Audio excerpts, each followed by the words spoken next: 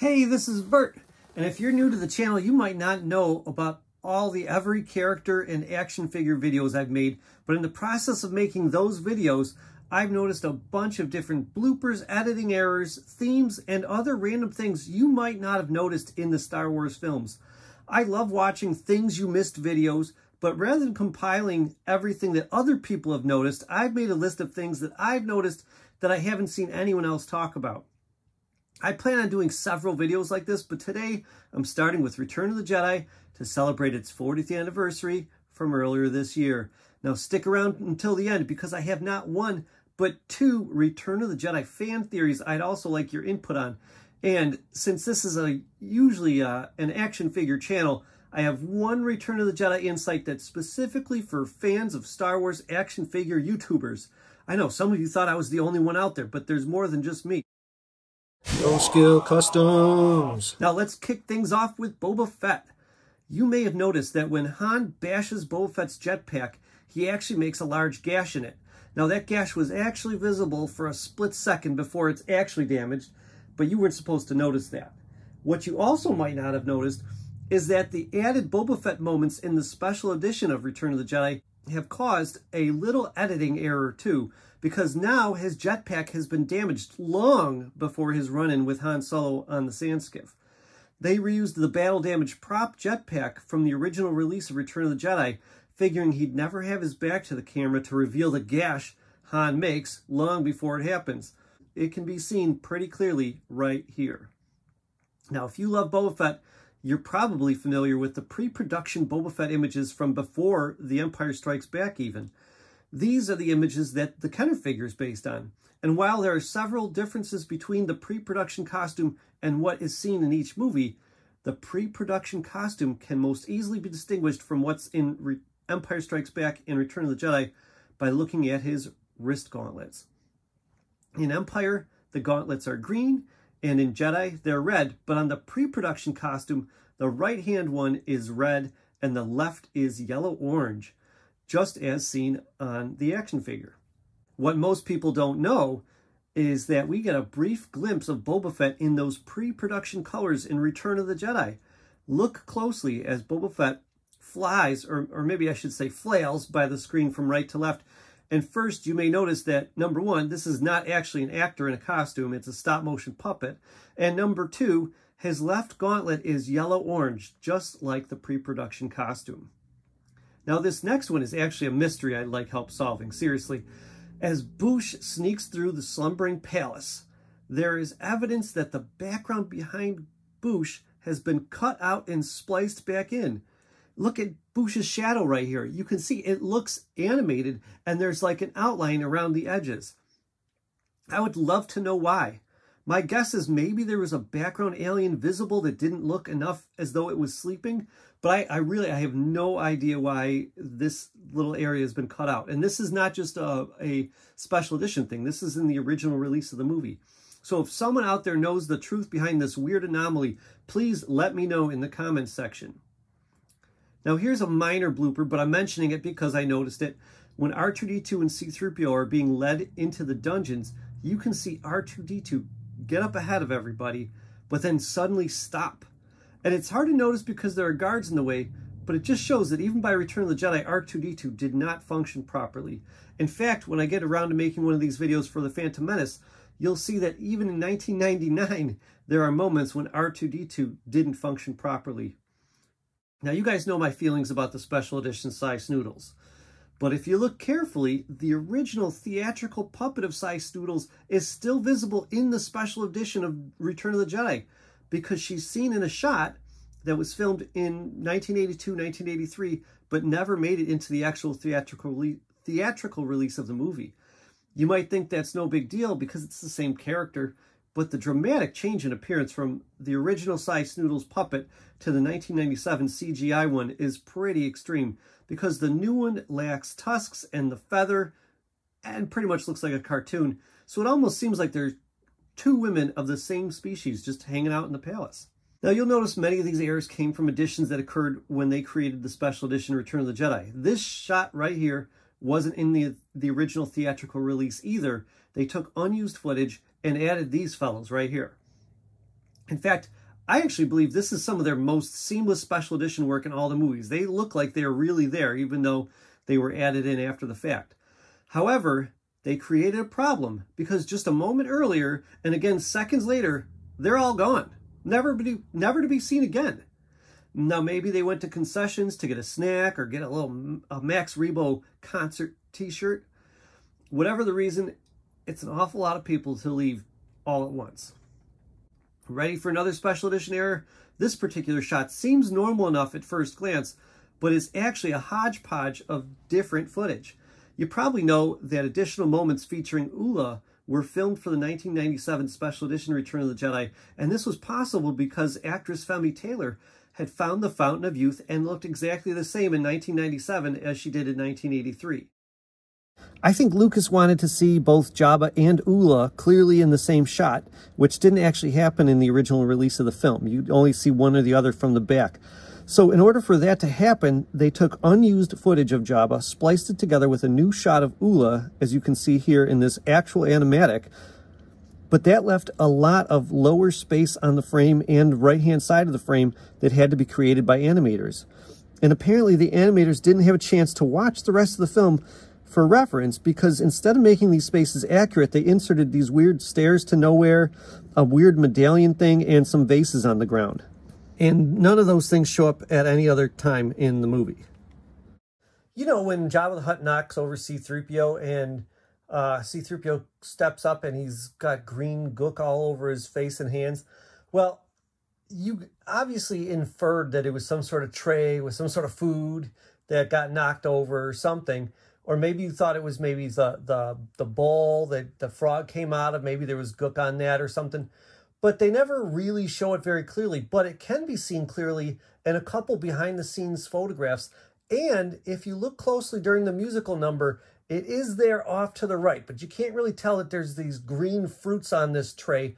You could just kind of see the stand and the tray itself. All right. This right here, this is my favorite detail I noticed. There's still a lot of other great ones, don't get me wrong, but I love this. We all know that when Luke opens the dungeon door, he's shooed away by the two dungeon guards, Garan and Malakili. Okay, maybe you didn't know that. But anyways, what you may not have noticed is that we actually get a glimpse of what they were up to before being rudely interrupted by Luke. I always assumed they were watching the Rancor, but pausing the movie at just the right moment reveals they were at a table arm wrestling. So I guess arm wrestling is a thing in the Star Wars universe. No word on whether thumb wrestling is or not. I thumb wrestled more than arm wrestled, personally. Now, you probably remember this guy who shoots Luke in the hand on the sail barge. His name is Tame Dren Garen. And unless you've seen my video, Every Character in Jabba's Palace, you might not realize he's there in Jabba's Palace already. Now, the fun thing is, once you spot him, he's actually in a couple moments in Jabba's Palace, but once you spot him behind Jabba, you can watch his face scarf shift with every shot he's in, slowly covering more and more of his face until you can only see his eyes. Now, this one might be one that everyone knows about already, but I just wanted to mention it. When Chewbacca gets shot during the battle at the skiffs, you can actually see him holding a bleeding leg. You can see blood staining his fur. And then at the end of the whole scene, you can see Han kneeling down to attend to Chewbacca's leg. Just wanted to point that one out. Now, you may have noticed that the Star Wars films use wipes or crossfades as dissolving transitions from one scene to the next. I just wanted to call attention to this one because I think it's pretty cool thematically and visually. And that is the fade from the Emperor's arrival to Luke's X-Wing on Dagobah. Visually, it's cool how well the diagonal created by the stormtroopers matches so well with the angle of the swamp's edge on Dagobah. And now thematically, it's even cooler because it's all about technology being replaced by nature. It's the many against the few. I just thought that was worth mentioning. Now, one of the coolest designs to be added to the Imperial fleet for the original release of Return of the Jedi. I know it's in Empire Strikes Back now, but originally it wasn't. But for the original release of Return of the Jedi was the Imperial shuttle. But the image that pops into your head when you think of the Imperial shuttle is not actually the Emperor's shuttle, believe it or not. But it's either Darth Vader's shuttle or the shuttle Tidarium that the rebels stole. Not many people notice this, but the Emperor's shuttle is distinctive from those two because it has a gray stripe right up the front of the cockpit. So that means if you're a toy collector like me, none of your Imperial Shuttle toys are actually the Emperor's. The original Kenner one's not, the Hasbro ones, the Micro Machines, Galaxy Squadron, even Lego. None of them have the stripe, except for maybe you could consider this the stripe on this first Lego one, but I don't think that sticker piece is really supposed to be a stripe. I just think it's some detail. So they've never made a toy. Nobody that I've ever seen has made a toy of the Emperor's Imperial Shuttle. We're moving on to the Rebel briefing room scene. Here, there are two Rebel dignitaries talking to one another, and from one shot to another, it seems that one dignitary was completely recast between shots. Not only that, but the two extras couldn't even agree how they're supposed to wear the cowl. One wears it real tight to his face, and the other wears it like an oversized hood kind of hanging over his head. Now, while we're on the subject of weird extras, you might have noticed this guy right here, who completely does not understand the main assignment of being an extra, which is when you're an extra, you're not supposed to make distracting movements. Well, I've come up with an in-universe explanation for his strange peeking out the door glance. Like, I mean, really, Mon Mothma's talking about Bothan's dying and you can't pay attention? Well, anyways, here's my in-universe explanation. I think that this particular rebel has really keen ears, and he has just heard Luke Skywalker's X-Wing arrive from Dagobah. The 1 minute and 43 seconds between this moment and Luke's arrival to the scene is just enough time to park in the hangar, get R2-D2 out of the ship, go to the bathroom, and walk down the corridor to the briefing room. So I think that's what happened. You may not have noticed, but the Millennium Falcon undergoes some changes from movie to movie. One of the many changes is that the exterior of the Millennium Falcon in Return of the Jedi only exists as a matte painting, whereas in A New Hope and Empire Strikes Back, at least half of the Millennium Falcon exterior was a set piece. But what's funny is how much the struts that hold up the entrance ramp have changed from film to film. In A New Hope, they're like light gray, almost white, with metal details. Then in Empire, they've gotten dirtier or had to be replaced because now they're more of like a tan or a brown. But the matte painter for Return of the Jedi, he went all in with yellow. They are so bright yellow. They almost look like maybe they could be shiny gold or something. I haven't heard an in-universe explanation for the color changes. Maybe after riding around in the Falcon for a year, Lando decided he wanted to spruce it up, make it look a little brighter and flashier. I have no idea.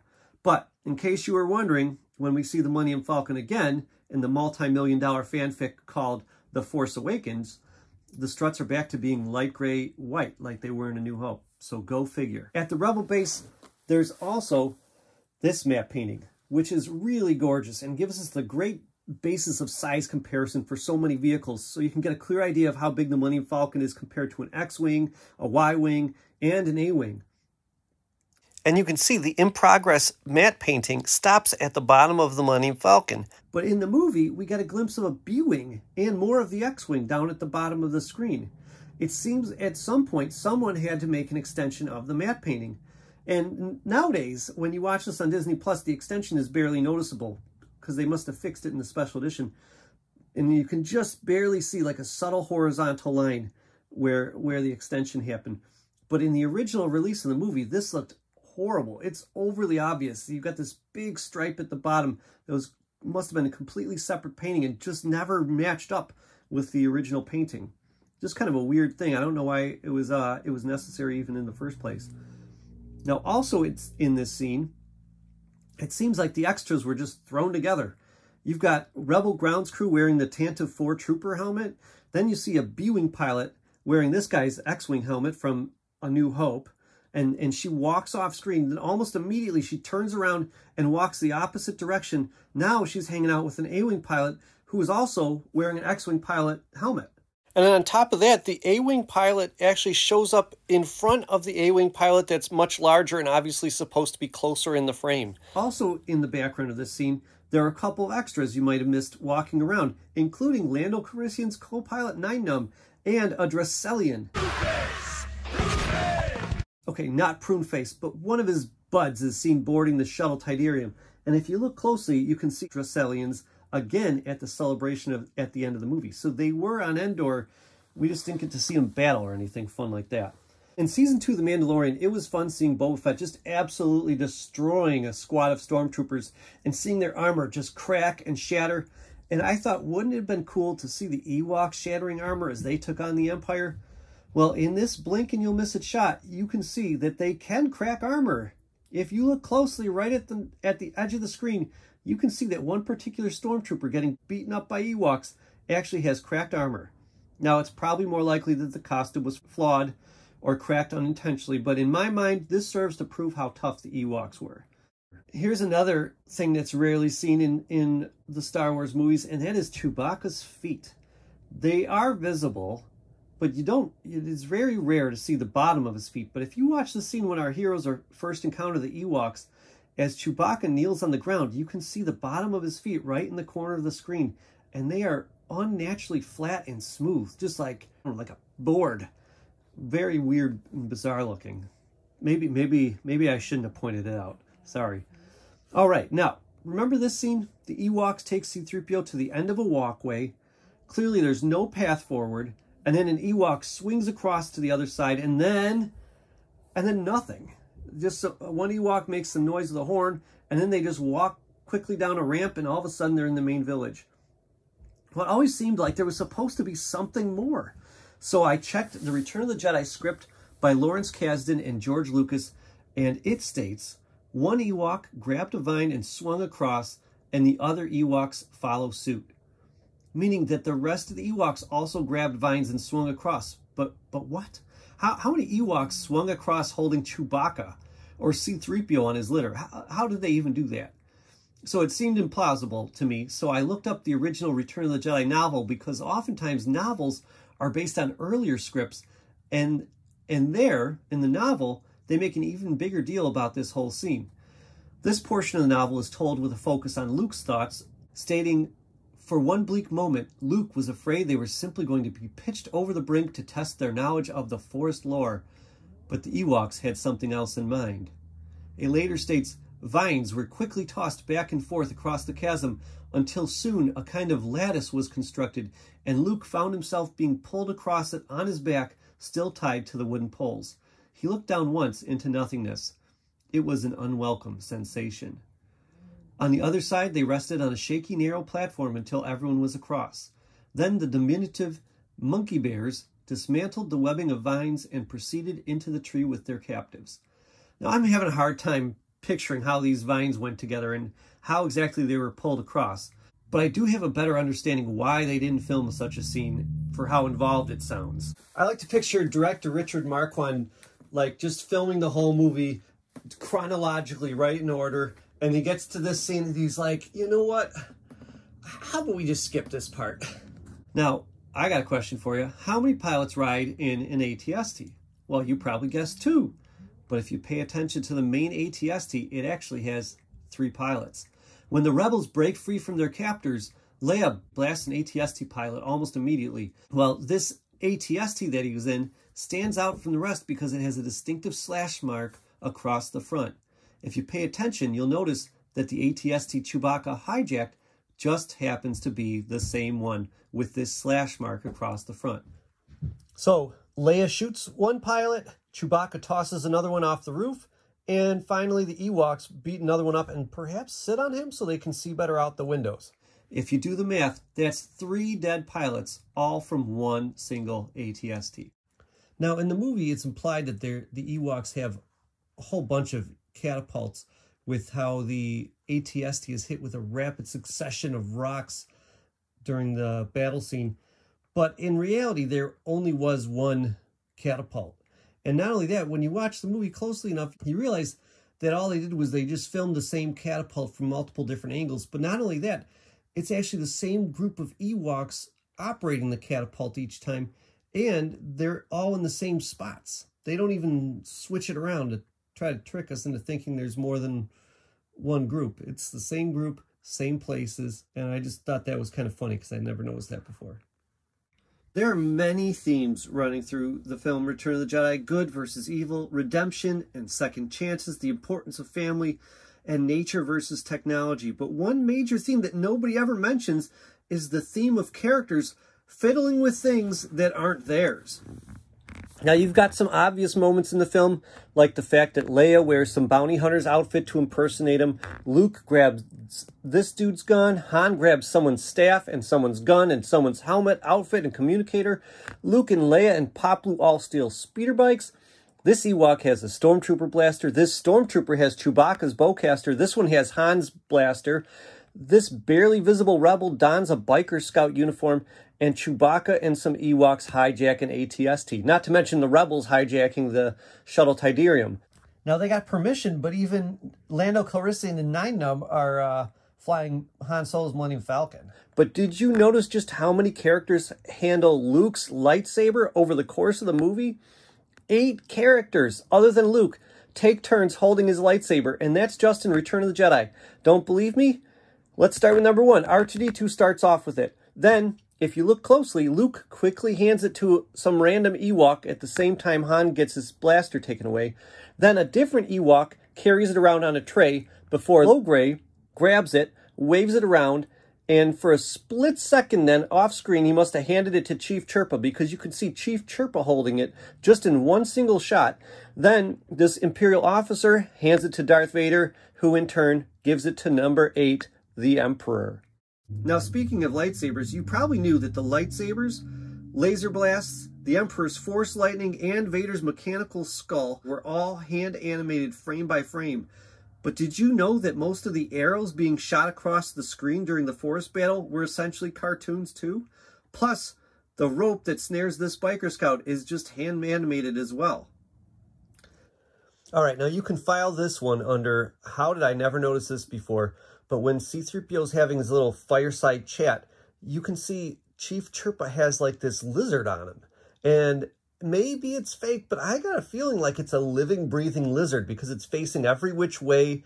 I think its legs are different directions when you see it.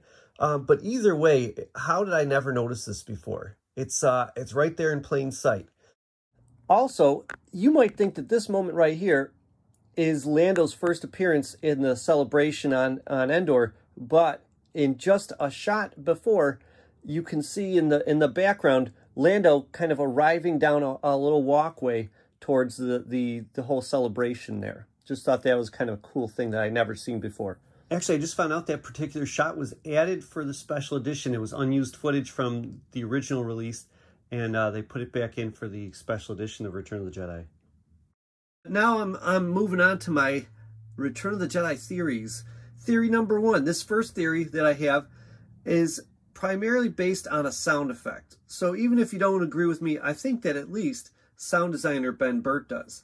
So one of the great Star Wars mysteries has been what the Tusken Raiders from A New Hope look like under their masks. I believe that Return of the Jedi reveals the answer, and the answer is that Tusken Raiders are actually some variation of the red-brown Nikto. Now, hear me out. They both have these pointy horn-like things on their face. They don't line up perfectly, but that's why I think maybe they're like relatives or something like that. But the most compelling evidence is their voice. Right as everything on the sand skiff erupts into chaos, Lando attacks this Nikto pilot, and he makes this sound. Sound familiar? Listen again. It's the same donkey braying sound that was used for this particular Tusken Raider from A New Hope.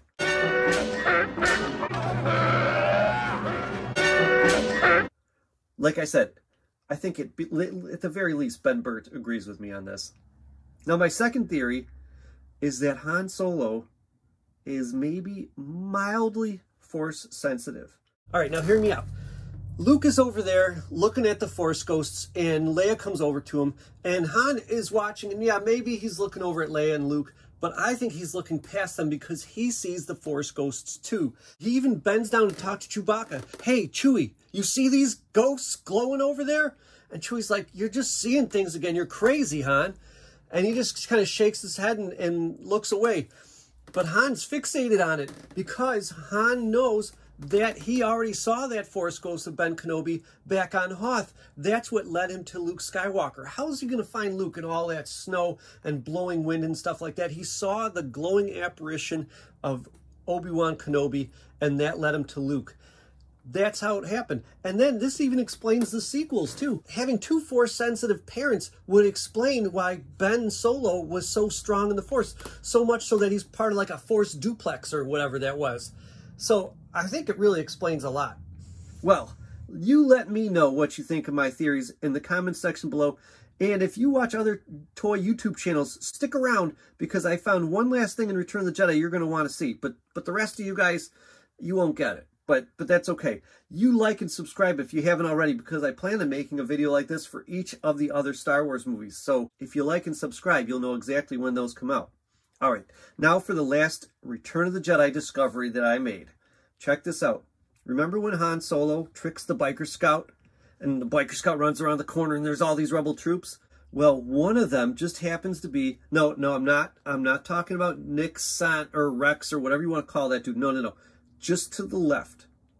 That guy, right next to him.